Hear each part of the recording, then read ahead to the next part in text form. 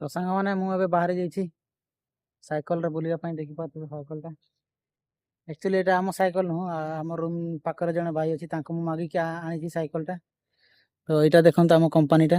ତ ଏଇପଟେ ଆମ ରୁମ୍କୁ ଯିବା ପାଇଁ ରାସ୍ତା ଏଇପଟେ। ତ ଆମେ ଏବେ ଯିବା ଏଇପଟକୁ ବୁଲିବା ପାଇଁ। ତ ଚାଲନ୍ତୁ ଯିବା ଏବେ ସାଇକେଲରେ।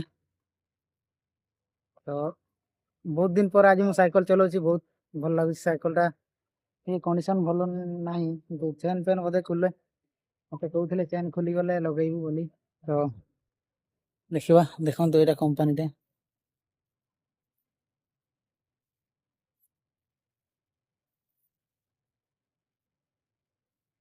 ଆଜି ପ୍ରାୟ ଡ୍ୟୁଟି କରୁଛନ୍ତି ଲୋକ, ତ ଆମର ଆଜି ଛୁଟି। ଦେଖିବା ଏଇପଟେ କେମିତି କଣ ଜାଗା ସବୁ।